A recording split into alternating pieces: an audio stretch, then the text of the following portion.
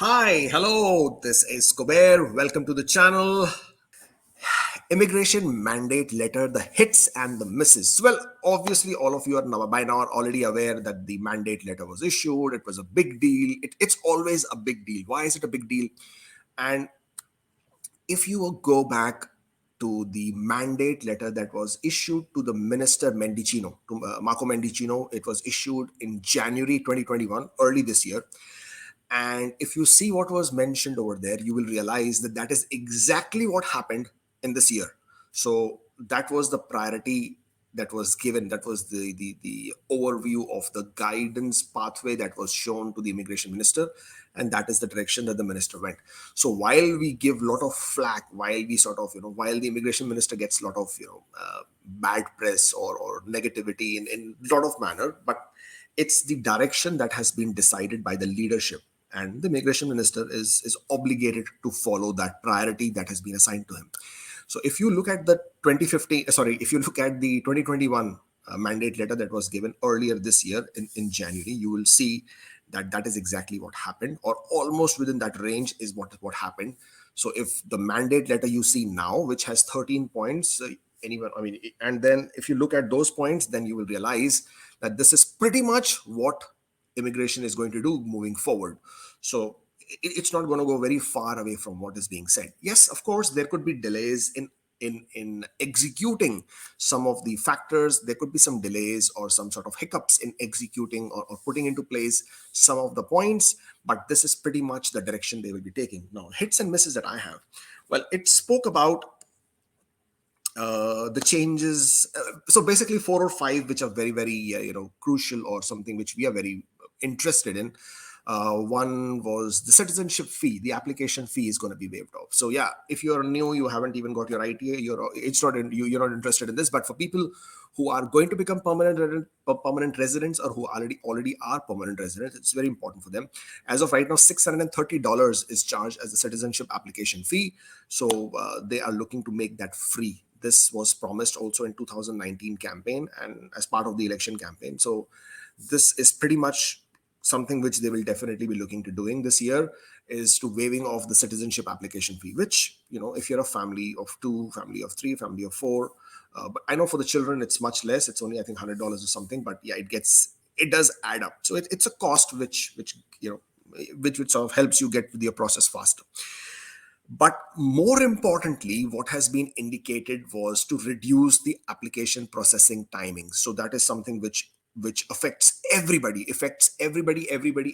So whether you are a visitor to Canada, whether you have applied for spouse open work permit, whether you applied for study permit application, whether you applied for express entry application, whether you applied for a Quebec skilled worker program, whether you applied for Quebec immigration program, whether you applied for provincial nominee program, paper application, there is so many of you. I mean, there are less people who are happy with the process, but probably the CECs and the TR to PRs would be happy because their application was processed faster. But even amongst them, there are so many whose application is taking time. But largely, everybody has been plagued by the delays, and the delays which were first attributed to the COVID pandemic, then to the Hong Kong crisis, and then to now recently to the Afghan crisis. And it seems that there is always something which is holding IRCC back in providing the client service that they should be providing.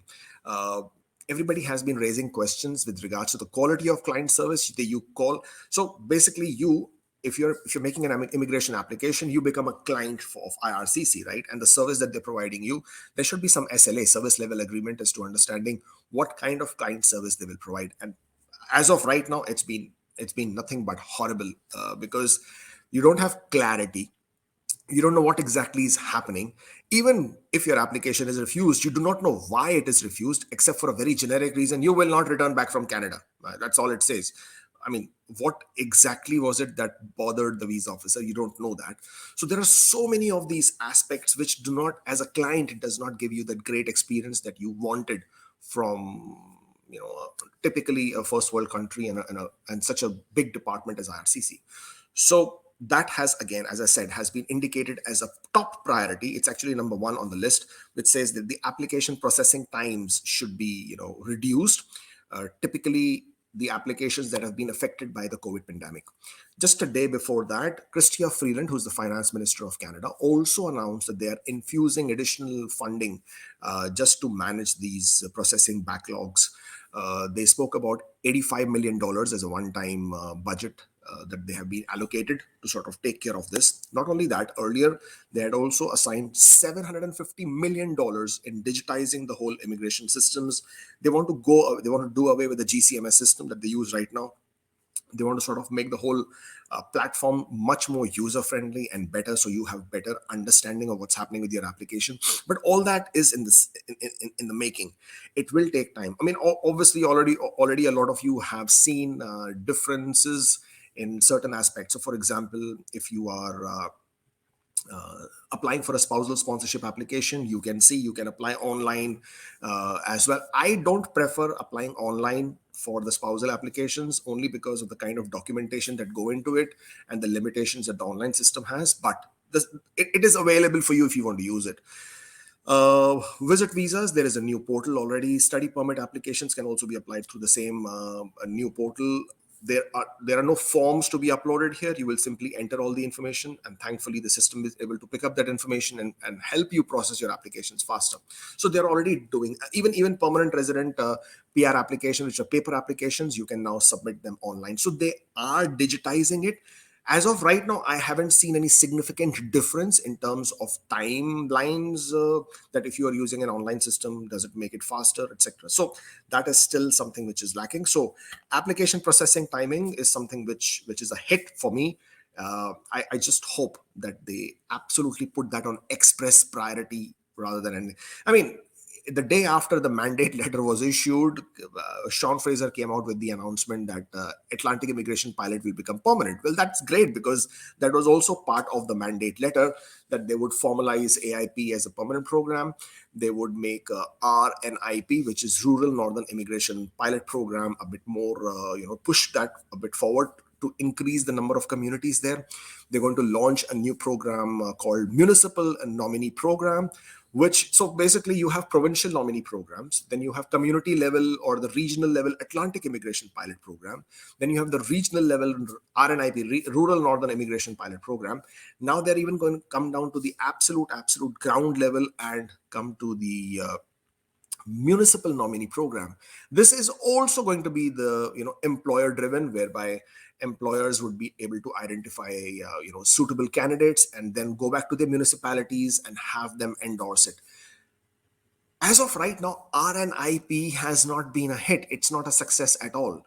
One of the reasons being because they only have 2,000 quota. I mean, the quota is only 2,000 spread over 11 communities, basically giving them not too much of leeway. That is the first thing. Secondly, RNIP by itself has its criterias, has its requirements. But in addition to that, each community has gone and placed further more restrictions and requirements and all kinds of challenges and hurdles, making it so much more difficult to people to be eligible, to be qualified, and then be able to get an endorsement and then get to to apply.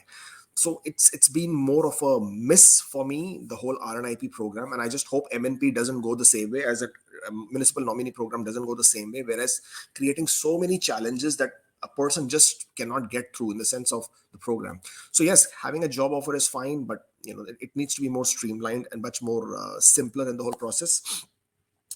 Another important one is that all of us are interested, but I think it's a miss more than a hit, and that is the changes in the express entry system for the international students and the foreign workers. While it's a good thing that Canada is trying to encourage or rather give more pathways, so they are talking about expanding the pathways within the express entry system. So mind you, they are not talking about TR to PR. Okay, TR to PR basically is for a lot of NOC codes that were otherwise ineligible in express entry. Okay, so there's a big difference there. In TR to PR, I'm not saying all NOC codes, I'm saying a lot of NOC codes were otherwise ineligible in express entry. And under the TR to PR, they absolutely had the international graduate stream, where as long as you had graduated with a 2-year program and a master's degree and you were working, did not matter what job you were able to apply. But this mandate speaks about the the pathways or expansion of pathways within the express entry system. Now, mind you, express entry is just a system. It's not a program. Express entry has three programs in the system. That is your federal skilled worker program, Canadian experience class, and federal skilled trade categories program. These are the only three programs. So when it talks about expanding within the express entry system, it could basically mean a couple of things. One, that they may launch another program which will be within the purview of the express entry system, which would be targeting the international students and foreign workers. Quite a possibility. Number two would be that they may start conducting CEC specific draws like they have already been doing, and probably alternate between CECs and federal skilled worker, something on that sort. So, they will do one draw each month for federal skilled worker, one draw each month for CEC, on something of that sort. Again, these are all my assumptions, my opinion. This is not something which has been announced. This is something which you have to wait and see. But we're just sort of taking a shot and seeing what it would be, because all that it says is expanding immigration pathways, or rather giving more pathways within the express entry system. So third could basically be giving an increased points within for the factors. So right now you have 35 points that you get for 1 year of work experience for Canadian work experience. For the first year of work experience, you get 35 points. If you're married, you get 40 points. If you're single or unmarried, and that's the CEC, Canadian experience class points you get for the first year. There could be a possibility that the points are increased for the factor. There could be a possibility that the points are increased for the Canadian education within the system. So that gives you a bit more advantage, and hence pushes you forward in the whole express entry pool. But the biggest, so for a lot of people, this is a great hit, though we do not know which direction this is going to go. But by and large, the fact that they are again considering international students and foreign workers in Canada, and giving them some sort of pathway to formalize their status again, it's a hit for them. But it's a big miss for everybody else. I mean, so everybody who has been waiting for all this time, the federal skilled workers, I mean, waiting for the draws, waiting for the processing to happen, waiting for the backlogs. For them, it has only been wait. Just the only thing that has been demanded out of them is patience. Like what is going on? I mean, like what? Yes, the whole immigration system is founded on the factor that it's in the best, whatever is decided, whatever happens, whatever is invited is in the best interest of the country and its citizens and its residents. Yes, no doubt about it. It will always be that, and it should always be that, because that is what every country's mandate is. However, okay, there is also the credibility of the whole immigration system. Right now, you are inviting people. You have set up this program, and you have told people that if you do this, and this, and you create your express entry profile, we are conducting draws. We will continue to conduct draws, and if you're invited, we will give you this option. This is the understanding that everybody has when they sign up for IELTS, when they sign up for their ECAs, for their WESs, and then prepare their documentation, and then they just wait. And 23rd of December last year was the last all program draw. We are on the 18th right now. We're just about at the cusp of 1 year to complete. Mind you, there is a Wednesday coming on the 22nd. Is it Wednesday on 22nd? Let me just check that. Yes, we have a Wednesday on the 22nd of December, obviously. And would IRCC surprise us with a draw, or would they sort of mark it as a 1 year anniversary milestone? Something that we want to wait and watch. Okay, but I really hope that there is something that they do about it. So for me, that's a big miss. I am not saying, okay, mind you, I'm not saying that don't give priority to these people, don't give priority to that. I'm saying have an option for people who are outside Canada as well, because that was the fundamental program that you started with. In express entry, you already are giving advantage to people who have Canadian work experience. In express entry, you already are giving advantage to people who have Canadian education, because you give them additional factor points. Okay. Uh, if you have to increase the points, well, go ahead and increase the points. But at the same time, maintain the integrity of the immigration system, whereby the whole system was made on these factor points, whereby you have decided to invite the best suited candidates to Canada. So Again, for me, this is a bit of a miss in the best interests of the country. If they're talking about expanding the pathways, which is also fine, the idea would just be to sort of create a bit of a balance so that the both sides have equal opportunity or a crack at it.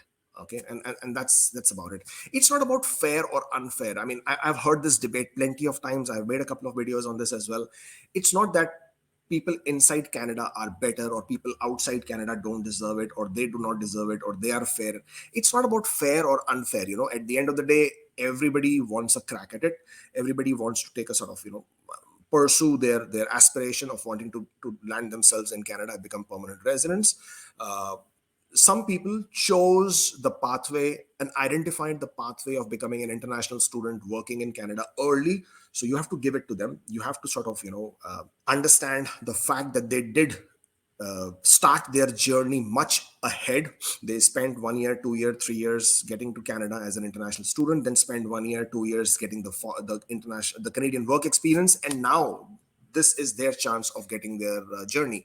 However, people who did not get there, they were banking on the fact that Canada said that yes, this is the system, these are the points, this is what you will get. So this is one thing I hate seeing even on our Facebook groups is this tiff that is between this unnecessarily categorization which has been created between CEC and FSW. So this for me is not nice. I think both, rather all groups of people equally deserve a shot at it. It's just that the factor points need to be communicated and identified well. So for me, this was a bit of a miss that it was not identified, or nothing specific was mentioned or identified as far as all other programs are concerned. Again, fair enough. Then what is also a miss for me is that nothing has been mentioned about communication. All through the pandemic, all through the whole year or two, rather 2020 and 2021, while they came out very quickly with the travel related information, travel related communication, because that had to be put in force immediately, not once did they come out and say anything about what's happening with the programs. Why are they doing what they're doing? Why are they not doing what they are not doing? When will they do? For example, they suddenly woke up one day and stopped conducting federal skilled worker draws and only did CEC draws, which is fine. Then when CEC started, putting all their hopes on it because they saw more and more CEC draws happening, suddenly they stopped doing CEC draws again, and then they went back to doing the all program draws. Then they conducted that until 23rd of December, and again, bang, started 2021, and there were no more, all program draws, and again we went back to CEC draws. CEC draws continued, and there was those big draws that happened, and then again, come 14th of September onwards, there is no CEC draws. There are so many CEC candidates. There are so many people in Canada who right now are losing status because they've completed the Canadian work experience. Their work permits are expiring. They do not have any option. They do not know what exactly to be done. Is there going to be a draw? Is there not going to be a draw? Should they stay in Canada? Should they become visitors? Should they leave Canada? There is so much of unknown and uncertainty, and it is only IRCC, it is only them, the Canadian government, which is creating this unknown and this uncertainty, and this, what should a person do? All right. So then if the people then become undocumented, they go out of status, they become illegal in their statuses, then who do you blame, right? And therefore, for me, one big miss has been that there is no communication, the lack of communication, the lack of clarity. I was hoping that this should get put into the mandate, that these kind of information, this kind of details should be communicated so that there is a more transparent system, there is a better, clear understanding of what's happening, what's going on, so that people can get on with their lives. They know what to do. Right now, people are still stuck with their backlogs. They do not know what to expect. They do not know when it's going to happen. They do not know when not to renew your lease agreements. They do not know when to stop sending children to school. They do not know should they pay for one more year of school's fee, of children's fee, or do they resign from their job? Do they give notice? Do they not give notice? When do they move? So much of uncertainty. So I was really hoping for some more clarity, some more clear indication of the transparency within the system. But for me that was a big miss. I mean, I was hoping to see some more clear mandate in terms of the direction that hopefully these people will take. But again, that's me. That's just me whining away and ranting away. But that's what I do, right? Meanwhile, don't forget to subscribe to the channel. Now here, subscribe, do that subscribe button, hit the like button, because That is one way of getting the numbers, or rather the people to see watch the video and get the same kind of information that you did get today. Take care, stay safe, and I shall see you next time.